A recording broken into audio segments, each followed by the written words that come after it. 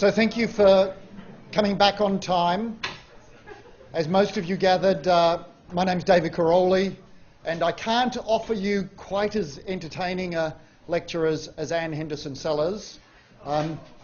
There'll be less use of the whiteboard and more use of PowerPoint, except I think I'm going to use the blackboard rather than the whiteboard. There is some overlap. And in fact, what Anne talked about in terms of model evaluation was, or is, the overall topic for what I'm going to talk about, or what I was asked to talk about. And I had assumed that the very first talk was going to be more about climate modelling than about recipes. But that's okay. But there are some important fundamental components or aspects of climate modelling that I had assumed were going to be covered.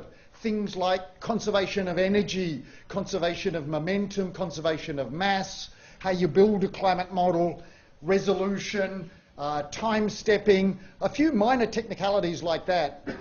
And they haven't been covered, so we're going to assume you'll read Anne's notes, they'll be covered there to some extent. I'm going to plough in or continue on with evaluation, and what I'm going to do is talk a little bit about, why we do evaluation. Anne's already talked about this, more in the concepts of your dinner rather than your climate model, but that's okay. We'll talk a bit more about it in terms of the concepts of climate model evaluation.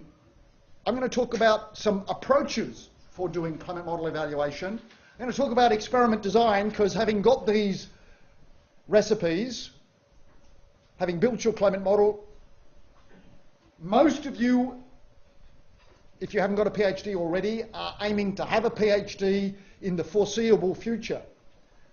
And therefore you're going to be running some experiments, probably with climate models. So getting the maximum information out of your climate model means you've got to have a sensible design of some experiments. And you can run climate models, produce petabytes of data, and not get a PhD. Or you can have a well-designed PhD program, set of experiments, and generate a smaller set of numbers which you analyse sensibly. And I'm going to talk about some specific types of experiments on detection attribution of climate change. I know that there's going to be some more stuff on detection attribution of climate change later on in the week. Nathan Bindoff's going to talk, but I'm going to talk primarily about global patterns of temperature change, and particularly changes in global mean temperature. Now, Anne apparently asked Andy Pittman to shamelessly promote her book, and he didn't. I'm completely shameless, and I'm happy to promote her book. And actually, I'd prepared this, and I guess Melissa can vouch, it's on that slide. I just moved it further forward to use the references. These are the references, the IPCC Chapter 8 in the fourth assessment report on model evaluation, and a couple of other things that I'm going to use as well. And yes, these notes are available on the course website that you can download at some stage. But let's come back to here. Why? Anne talked a little bit about why you might want to evaluate climate models, and I'm going to pick up on that thread again.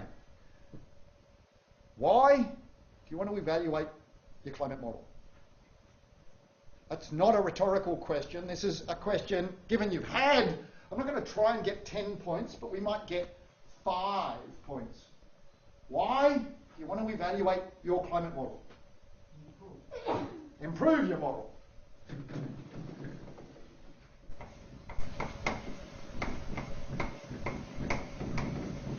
Validate its accuracy.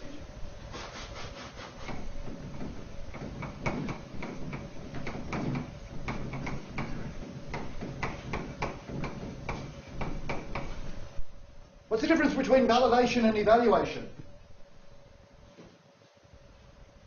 It's the spelling.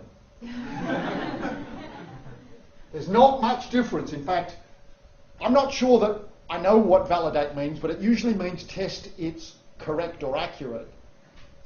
And in fact, for most times, you can't actually prove a climate model is correct. You can evaluate its performance, you can't validate its performance, because that usually means you've got something to test it against, some prediction or something like that. What else? What other reasons might you want to? Confidence. That's probably related to this. To know its limitations? Yep, that's also same thing.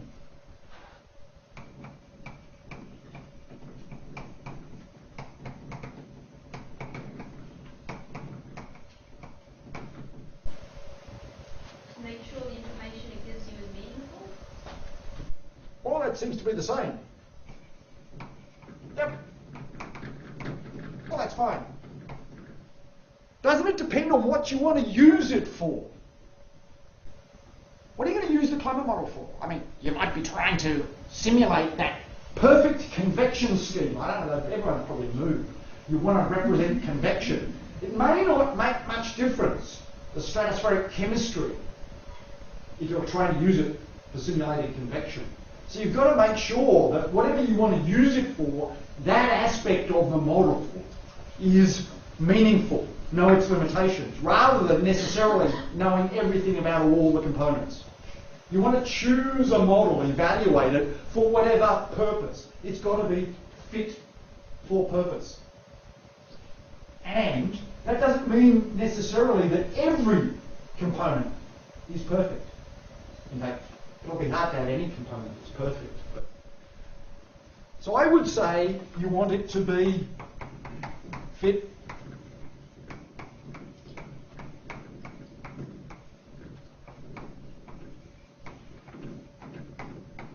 in some sense, you want a good model. Good model is one that works for whatever you want it to do. It's a bit of theory.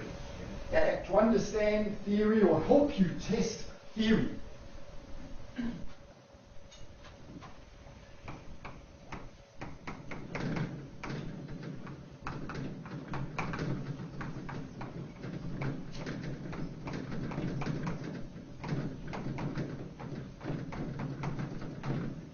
And almost all of those, because I've run out of space on the blackboard, so we have to talk now. Almost all of those involve running either experiments or predictions. Because typically, theory involves predicting something and then running experiments. When we've got numerical weather forecast models, we can repeatedly test the predictions. Because you run a forecast for 3 days or 5 days and you can test how well it works. Was the forecast any good? Did it rain? Was it sunny? With climate predictions, you have to try a lot harder. Because with numerical weather predictions, if you're running a forecast for 3 days, in a year, you typically get 100 independent 3-day forecasts. If you're trying to forecast a decade in the future, you've got to wait 1,000 years before you can get 100 independent forecasts. It's really hard if you want to test century timescale forecasts, because none of us are going to live, I hope, for 10,000 years. So, we've got to use different approaches. We've got to come up with different approaches for testing climate models than we're going to use for testing weather forecasting models. And we use weather forecasting models a lot. It's the same code in your weather forecasting model that goes into your climate model, more or less. If we're talking about seamless prediction systems, we use weather forecasting models as a component of our climate model. But they also include other components, an ocean component. And you're going to hear a lot about that this week. You include a land component, include coupling with sea ice. But at its heart, the atmosphere is a numerical weather prediction model. And the problem is, then once you get beyond 5 days, you end up with a chaotic system. The dynamics of the atmosphere, ocean, sea ice are chaotic, which means deterministic prediction isn't possible beyond about 5 or 10 days. It's the middle of June, roughly. I'm going to make a prediction. Remember, it's a chaotic prediction. I'm going to predict that in 6 months' time, it's going to be warmer than today. What are the chances of that prediction being correct? What are the odds? 100 to 1 on, yeah? Something like that. It's not absolute. We could get a really cold day in Sydney in December. It happens. Happens more often in Melbourne. So, that's a prediction. Remember, I said the predictions with climate models are real hard, but I've just made one. We actually didn't make a prediction, but what is it that's driving that prediction?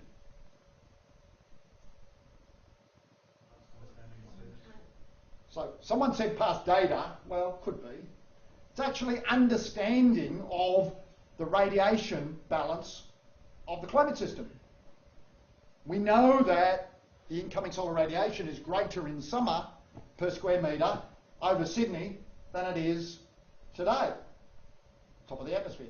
So understanding radiation balance, understanding the external factors driving the climate system is really important in climate forecasting. So, yes, the chaotic nature of the atmosphere means we can't make deterministic predictions easily. But actually, if you're predicting the average state, the statistics, 6 months in advance, or 18 months in advance, or understand the response, then you have to be, you may be able to make useful predictions. Understanding climate change is just predicting the response to changes in radiation balance. There will be some systems that you can make from understanding the processes useful prediction. But we need different strategies, because unless you want to wait 1,000 years to get this 100 tests of the decadal forecast, you can't use shorter timescale predictions. So, that well-known climate scientist, Christopher Monckton, said in his monthly carbon dioxide report, we've had a decade and a half with no statistically significant global warming. This was actually in 2010. So I'm only showing the data up to 2010. And he shows what he said was the IPCC climate model predictions from 1995 to 2010 over a 15-year period, and the observations. And there's a bunch of straight lines and an uncertainty range and a bunch of wiggly lines. And anyone can see that they're different. So the climate models, as this well-known scientific expert Christopher Monckton said, the climate models are a load of crap. So he's evaluating the climate models against the observations. They don't agree. What's wrong with that? Apart from the fact that Christopher Monckton isn't a scientist. Cherry picking? The range of time he sampled from? Inappropriate time frame. Incorrect data. Actually, the data he's chosen, he's accurately represented. So that is the observations, and that is a set of climate model simulations. But so is that. It's the same climate models. Same observational data. Now I've actually shown the observational uncertainties. It's not actually the same time period, because I've gone from 1990 rather than 1995. What Christopher Monckton did was take the ensemble mean of the 100-year climate projections, showed them as straight lines around the uncertainty range and not represent any of the variability. So you can cherry pick, as someone said, data sets not represent the correct range of variability in either models or in observations. And it is very easy to show, when you evaluate a specific aspect, that the climate model doesn't work. You've got to be really, really careful when you're evaluating climate models that you're comparing data sets from the models and data sets with the observations that you would expect to be comparable. And the fact that they don't agree may or may not mean that your climate model is a heap of crap. Might be okay.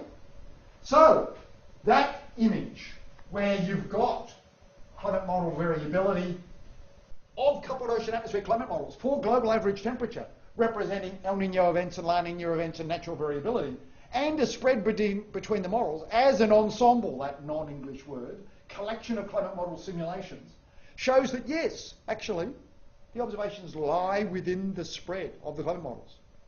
And unlike Christopher Monckton, who says the models don't agree with the observations at all, you get a very different perspective when you look at that. Maybe if you choose appropriate evaluation techniques, you can show that the models can and do agree. And then we can bring it right up to the present. Again, a set of climate model simulations that were run in what is called hindcast mode, actually from 1880 right up to 2000, and then in predictions from 2000 forwards. The grey band is the range of these climate models, this range of climate model ensembles, and the observations. And I'm going to show some more pictures like this later on, but I'm going to come back to it. It is important to think about what tools you use, how to evaluate. So let's do a little bit more on evaluation. We're going to evaluate climate models primarily using observational data set. We want to test whether our model is able to simulate something about the real world. Much as we've heard from Anne about ensembles of climate model simulations or using different climate models, we also have to recognise that there might not be a perfect observational data set. That in fact, if you get repeated observational data sets,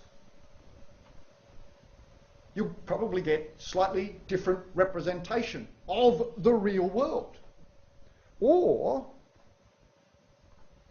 if we come back here and take this set of observations compared with that set of observations, you're going to get different numbers. Because there's natural variability within the real world, internal variability. So when you're evaluating your climate model, you've got to represent or understand that depending on exactly what time period you use for observational data and exactly which observational data set you use, whether it's surface or satellite data or multiple different surface observations, you can get an uncertainty estimate. So which is why, whoops, jumped too far. In here, there are 3 separate observational lines for 3 different estimates of global average temperature. And you can, from those, estimate the uncertainty from the different observational data sets. So it's important when evaluating climate models, you may only have one observational data set. It's important to try to estimate the uncertainty in those data. Uncertainty due to internal variability, the chaotic nature of the climate, and uncertainty due to the observations. And then you've got to decide, how can you evaluate the climate model? What are you going to do? Well, the first thing you're going to do is you're probably going to evaluate multiple different climate variables that are relevant to whatever it is you're going to test. So let's say we're going to test global mean temperature. Well, you can just look at global mean temperature like I've shown, but what other variables might you want to look at to understand whether global mean temperature is represented accurately? That's not a rhetorical question. We're not going to do the 5 list. What other things might you want to look at? Minimum, maximum temperature. Yep. What about process understanding that might affect global mean temperature? forcing. Yeah, I was just thinking another data from the model, other parameters in the model. Sorry? Pressure. How does pressure affect temperature globally?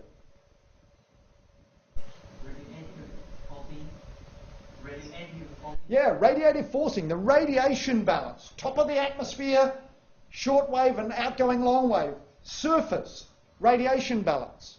Those things are going to be really important for affecting surface temperature. It'll be different if you're trying to understand convection at small scales. But it's really important to think about not just testing, evaluating your key variable, but think about other variables that might be important as well. It's also important to think about the processes that are determining whatever variable you're looking at.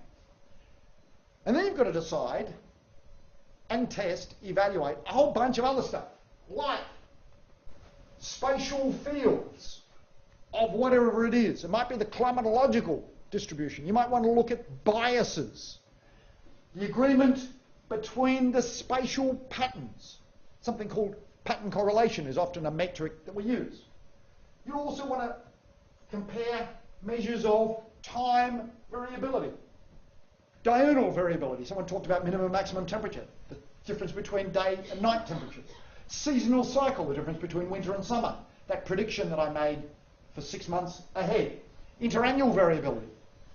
And you can use a whole range of metrics like temporal correlation, RMS errors in time variability, measures of variance like standard deviation. And then you also want to represent and make sure that your model is representing common modes of variability, both the temporal structures of those and the spatial patterns associated with El Nino or SAM, Southern Annular Mode, or other common modes of variability, the Madden-Julian oscillation, if you're interested in tropical convection. All of those can be and should be evaluated in your climate model, but it might depend upon exactly what you're looking for. If you're working in the ocean, it might be more important to look at the meridional overturning circulation in the ocean than looking at the role of the Madden-Julian oscillation. Depends exactly what you're looking for, what you're trying to evaluate. So,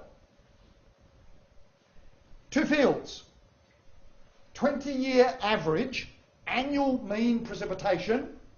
One is model, one is observations. Which one's which? And the bottom one's the model? Why? How do you know?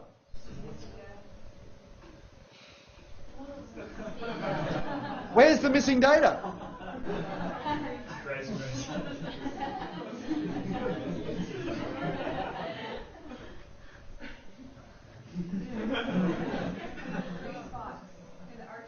Yeah.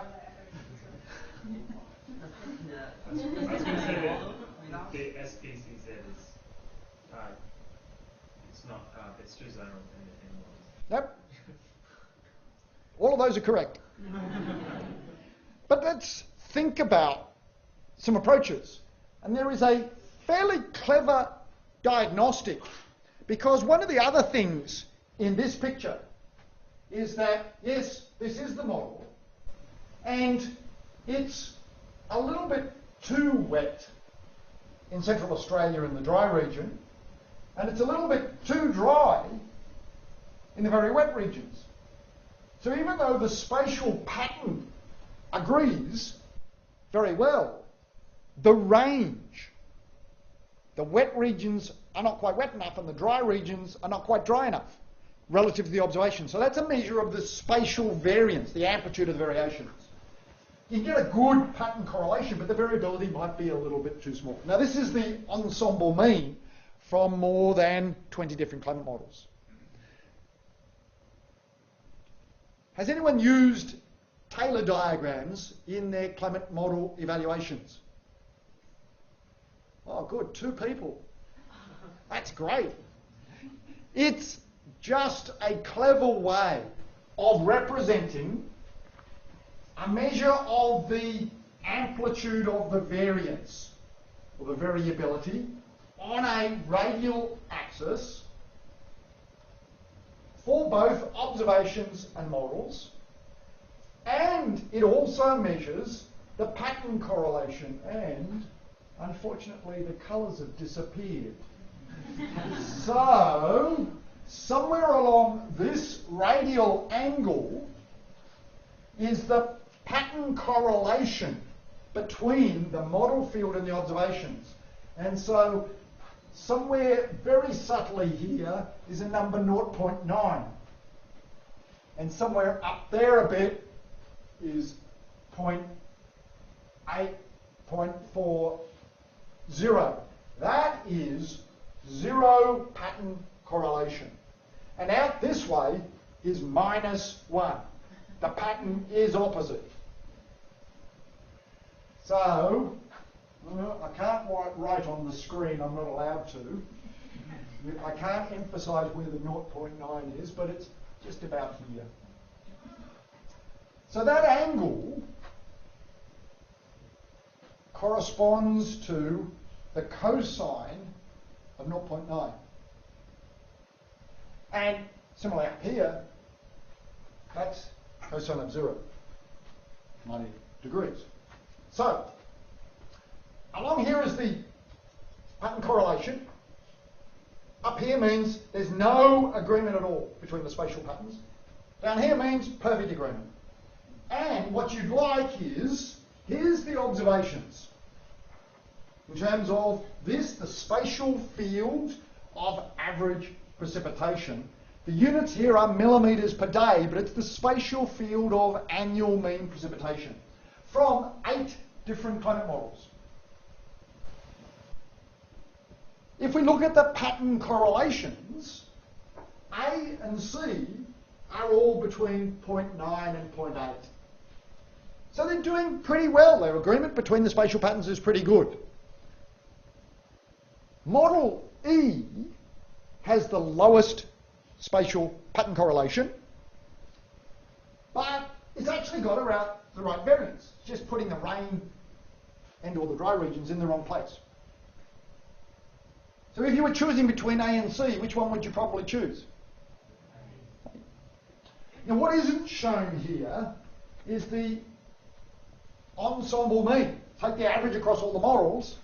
Turns out that the ensemble mean does better than any of the individual models. And that is not uncommon. It doesn't always work, but you can see some models a bit more variance, sometimes a bit less. The individual model errors get smoothed out. You will often find that the ensemble average. There's another thing that you can do, is that there's another set of circles. And the combination of the standard deviation and the pattern correlation also allows you to estimate the root mean square error or difference between the observed field and the model field. And so these circles drawn around observed are the RMS difference. And in fact, A and C have similar RMS differences. But A has has better agreement in terms of the magnitude of the variations. Excuse me, could you use your ensemble to get some sort of error bars on those individual points? You could use repeated, if you like, analysis of, say, long runs to look at what is the internal variability. So you might choose different 10-year periods to work out what might be the uncertainty. And that's a really important point, because this is an ensemble of different models, but within each model you might run it repeated times to get a cluster of points to see whether there's uncertainty because you've sampled one 10 or 20-year period. But we would expect in a coupled ocean atmosphere climate model, multi-decadal variability. Yeah, so an ensemble is within a particular model. Within a particular model. And then you could get a cluster of points. Similarly, you could, this might have been, whatever, someone's CMAP precipitation estimate. But you could also use ERA interim reanalyses or some other global precipitation estimate. You can actually do the same thing where you do the pattern correlations and the variance estimates between different observational data sets. And then by doing that, you can work out whether the agreement is better or worse. This is using the spatial pattern. You can also use Tailor diagrams for time variations, because you can use the same thing, standard deviation in time rather than in space, and correlations in time, and then RMS errors across the temporal variations. So this diagram is becoming a very useful way to synthesize changes or representation of differences between models and observations. What would happen if you'd had another model, a new improved model, better than the last one? You did the same analysis. Would you expect it to be closer to the observed point in this diagram or further away?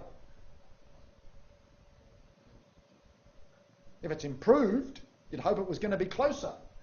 So in fact, what's been done in using these diagrams is to look at, for a field like the precipitation field or any field you like, and look at the trajectory of individual models or the ensemble mean in this Tailor diagram.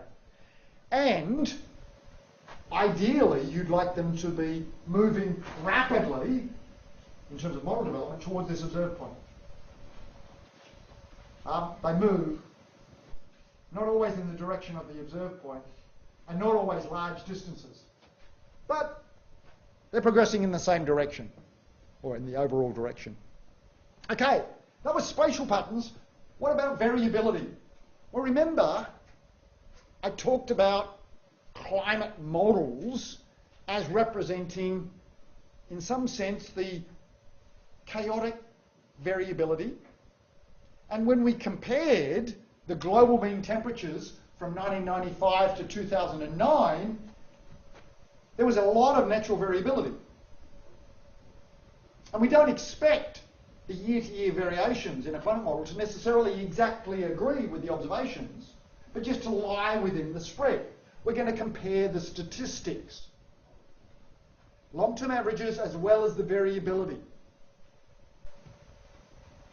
Unless we're driving the climate model with time-varying forcings that determine all the behaviour of the climate model, and that's pretty hard, we're going to expect there still to be chaotic variability within the climate model simulations, which means they're not deterministic. You should be evaluating the statistics.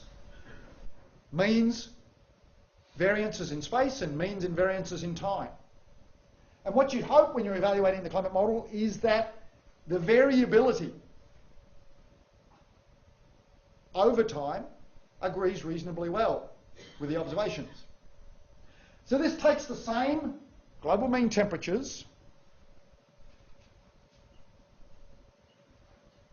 from back here and says, let's take the observations, in fact, over 100 years, and climate model simulations over 100 years, and compare the statistics. And if you want to compare the statistics at different timescales, we would often look at the power spectrum. And this is power spectra and their uncertainty estimates for the magnitude of the variability at a whole range of different frequencies. The black line is the observations, and all the other colours are a set of different climate models. And often you'll hear that climate models underestimate the variability. So if I compare the black line and its uncertainty range here with the climate models, is there any time scale at which the climate models are outside the range of the estimate from the observations?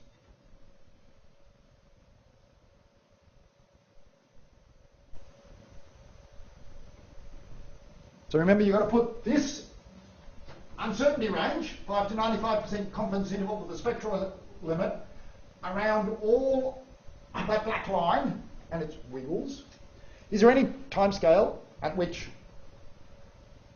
the climate models are outside the 5 to 95% confidence interval for the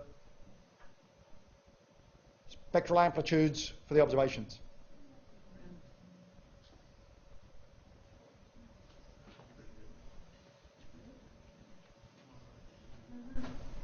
Well, typically what you'd be doing with these spectral estimates is you'd be averaging over time, or averaging over a period, putting in a smooth line and then putting this on the smooth line.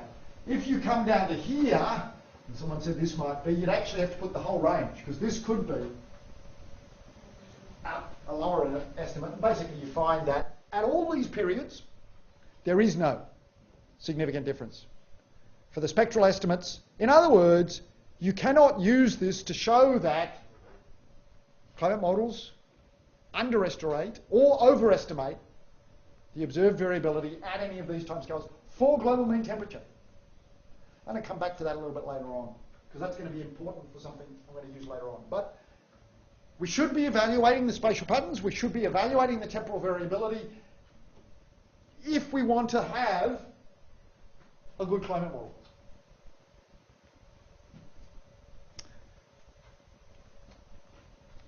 So now we better help you finish your PhD by designing sensible experiments with the climate models that you may be using for your PhD or you're analysing.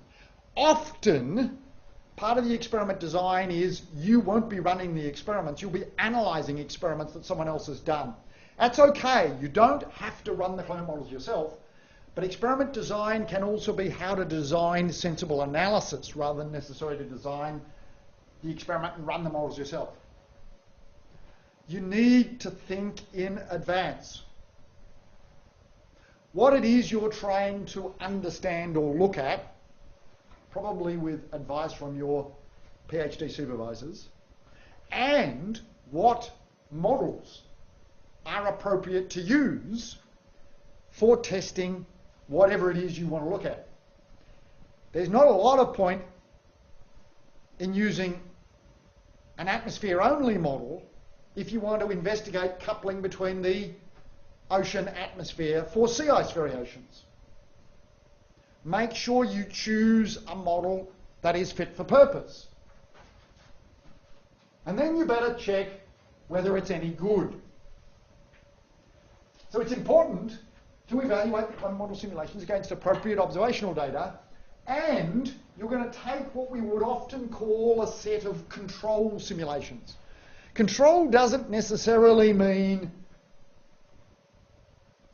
fixed forcings. It means something you know about what it is. Unchanged, normal, for a specific period. It's the control experiment. It's what you do when you're testing drugs when you use a control set. And then you have, again in the medical terminology, you have a test case. You make changes in your model. Now if you're doing this with drugs,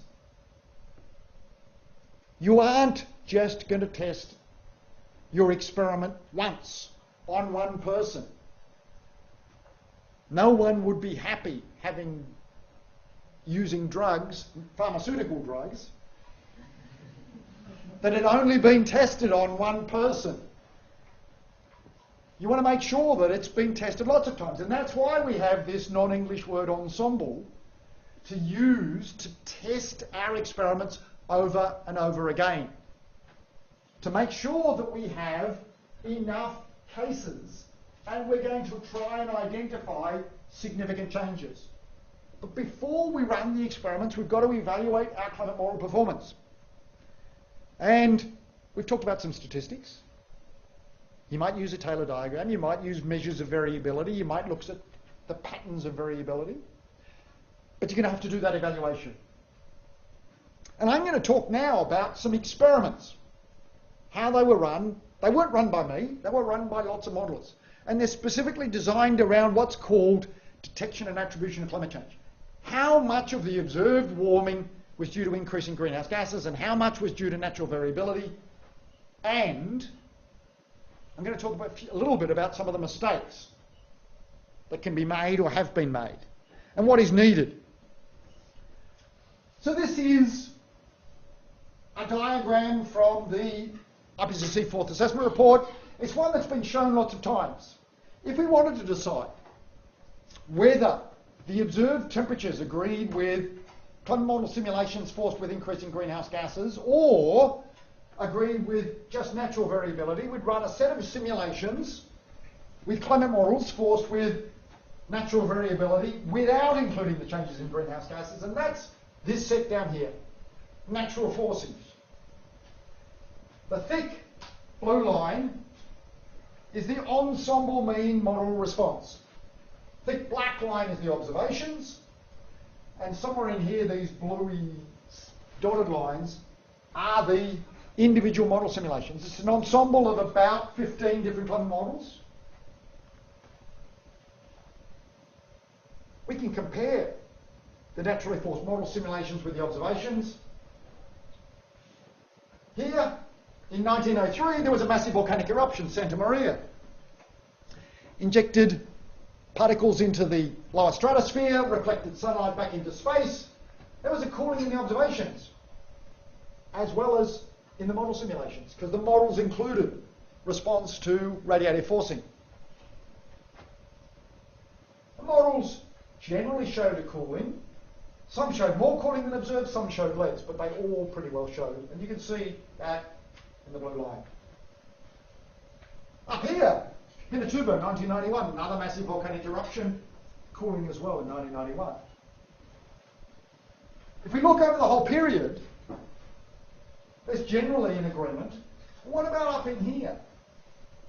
Here, the observations are showing markedly more warming than observed. Sorry, the observations showing markedly more warming than the average of the models.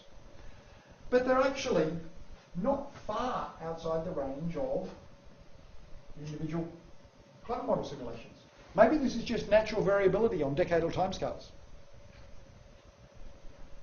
Agreement between the models and the observations just means that the observations lie within the spread of the climate models, or the climate models and their spread encompass the observed temperatures, because we've got to represent natural variability in this chaotic system. When we get to the last 30 years, the observed temperatures are showing pronounced warming and the climate models are showing cooling. And when you get to 1990 or 2000, these temperatures are clearly outside the range of all the climate models. You can't explain that observed warming. Something else is going on. So then you run the climate models again with the natural forcings and include greenhouse gases and other human responses. There's remarkably good agreement.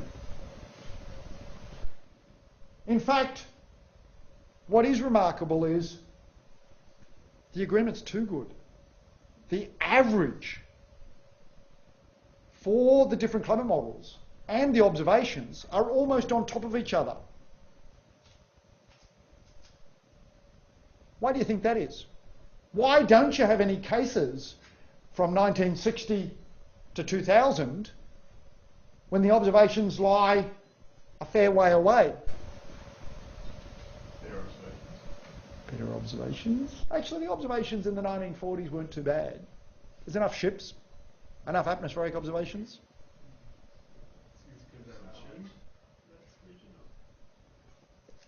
That might be the right answer. Because the models were tuned, it is possible, even likely, that the modelers knew what answer they wanted to get and tuned their model, or the models, to get the observed long-term changes.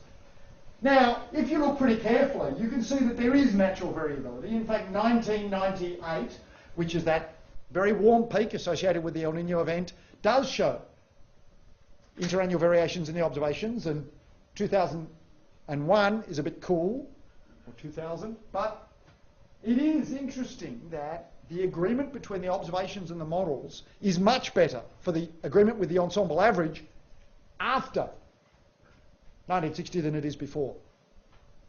There is a possible other reason, not tuning, and that is that the forced response is larger than the internal variability for the last 30 to 50 years, because we're talking about changes relative to 1900. So it's possible that the forced response is dominating the natural variability. But it is also possible that the models were tuned to get the right answer. And if you're using experiments, you don't want to use models that have been tuned to get the right answer. I'm going to skip over this. You can use the same models, not just to look at global temperatures, but to look at different regions. And let's look at Australia. Here, the blue range is the natural variability of temperatures. The pinky red colour is the model simulations with increasing greenhouse gases. The black line is the observations. The ranges are the 5 to 95% confidence interval, and what is shown is the decadal average temperatures from 1900s decade to the 1990s decade. So that's 10 decades. How many decades on average would you expect to be outside the 5 to 95% confidence interval when you're looking at 10 decades? So 1 or none or don't know. On average, probably 1. How many are outside when you're looking at the Australian region? 1. That doesn't mean the model's no good. It just means that actually the statistics are probably roughly correct. It could also mean that the observational data was a bit screwy then, but it isn't. But you can find in a few cases there's a model.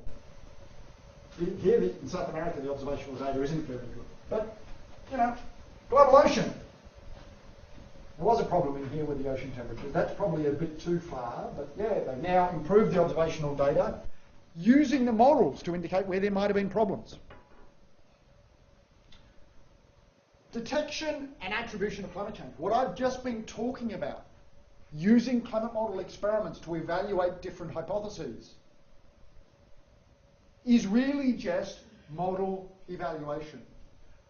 Designing experiments that will test your model simulations against observational data for one set of forcings versus another set of forcings, or a range of different studies to try to identify what might have caused the change. Because if you can identify the cause of the change, you get a better understanding of how your model works. When we talk about detection, that's really just a statistical estimate of identifying a significant change outside the range of natural variability. So we want to detect a change in global mean temperature. We have to identify a change which is outside the range of internal variability. How are we going to estimate internal variability? Say on decadal timescales. Can we do that with observations?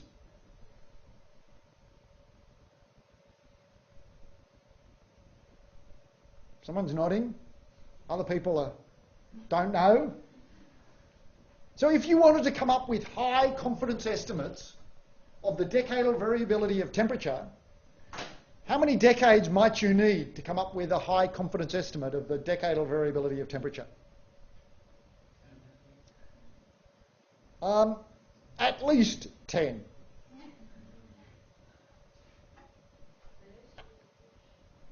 Probably 30, probably 100. And if you've only got 10 decades of observations, it may not be enough. Because we know that there's multi-decadal variability, and in fact there's century timescale variability. So unless you've got multiple centuries, you can't estimate what the uncertainty of your decadal variability estimate is.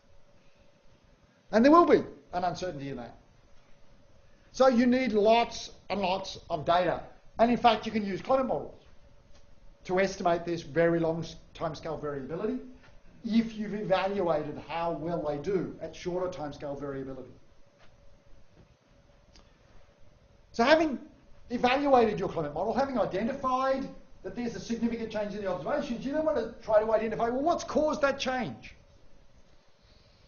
That change might be due to natural variability. But if you've already shown it's significantly outside the range of natural variability, then maybe it's more likely to be a forced response.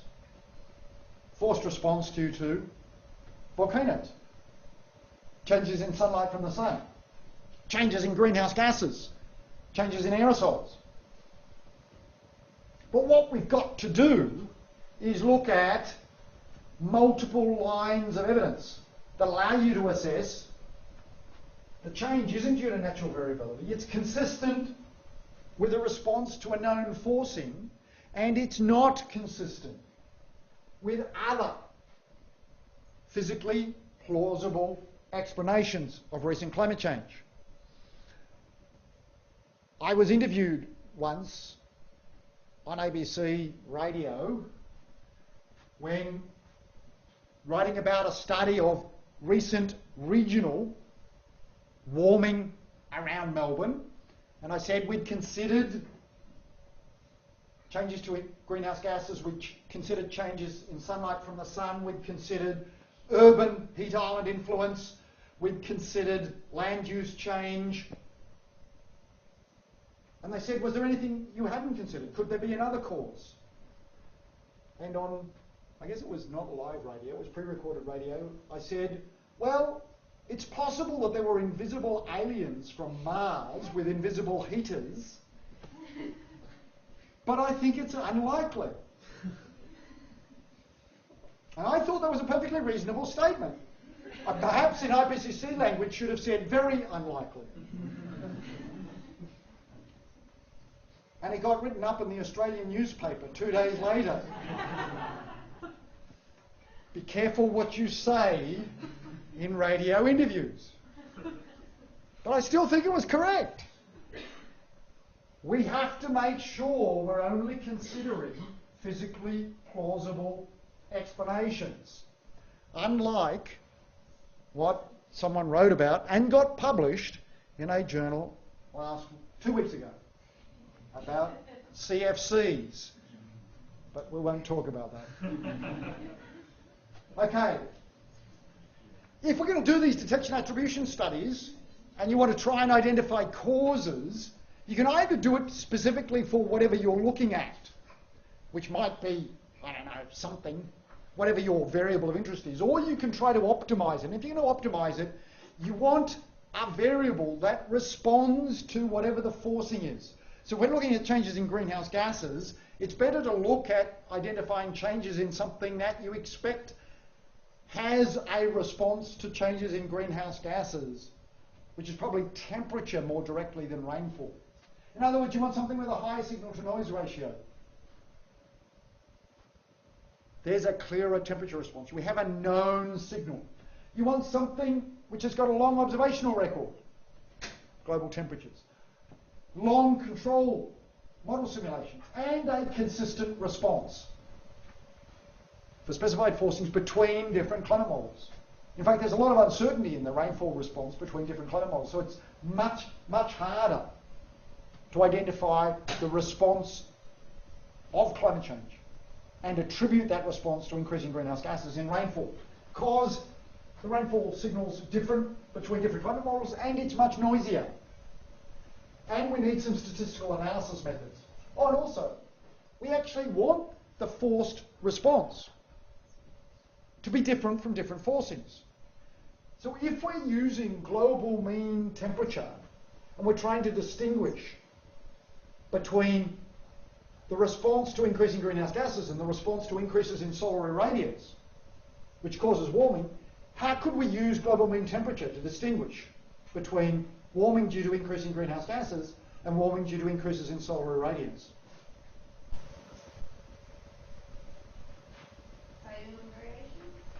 You could use diurnal variations, and that's probably a reasonable way to do it. But if you only had global mean, daily average, long-term average, you couldn't. If in fact you don't have the diurnal cycle or the seasonal cycle in temperatures, you only have an annual average, long-term average temperature, and its trend, you can't distinguish between the response to solar forcing, which could cause warming, and the response to increasing greenhouse gases. You've got to use something which has a different pattern of response, like the pattern in diurnal cycle or the pattern in seasonal cycle. So we use something called fingerprints.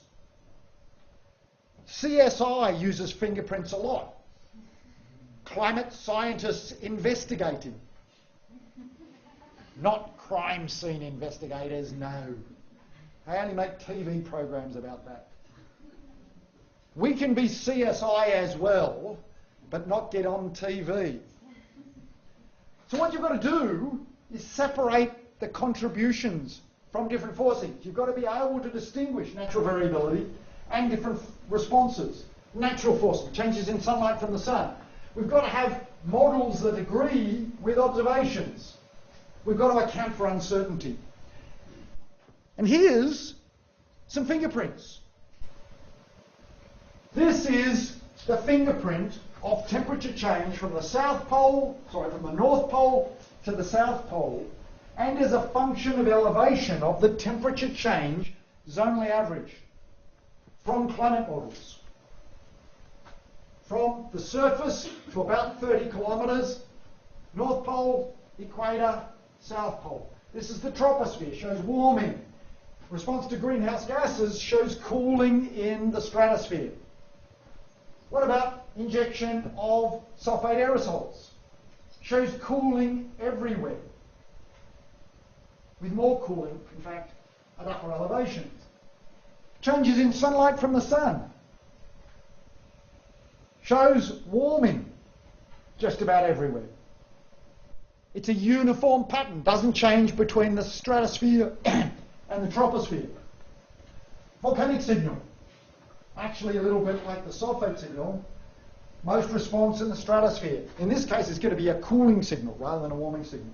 You throw them all together for the changes over the last, I think this must have been the last 50 years. No, it says 20th century, so it's going to be the whole of the 20th century. And you get a combination of all of those. Looks like this. And you can compare that to the observations, and then you can pull out the different components. You can pull them out by doing statistical regression. The patterns of the decadal variations from the observations and the models, and relate them by estimating the signal. And this X is a multi-dimensional vector. Spatial patterns and temporal variations, that's your fingerprint. And you're comparing or estimating the observed variations by linearly scaling a whole bunch of different fingerprints. And this amplitude beta is going to be how well your pattern in the models for each fingerprint agrees with the observations. And an uncertainty range, epsilon. Epsilon is a measure of a way to evaluate the goodness of fit. And beta is this amplitude of the fingerprint. The X's are the different fingerprints. We can use this multiple linear regression approach, but, and the big but here is, you can't do it with full spatial fields. You've got to reduce the dimensionality because you can't get accurate estimates of this scaling parameter, beta, if you're using full resolution spatial fields of observations and models. To get robust statistics, we've got to use reduced dimensionality observations. And we do that by taking decadal averages and using spatial filters as well.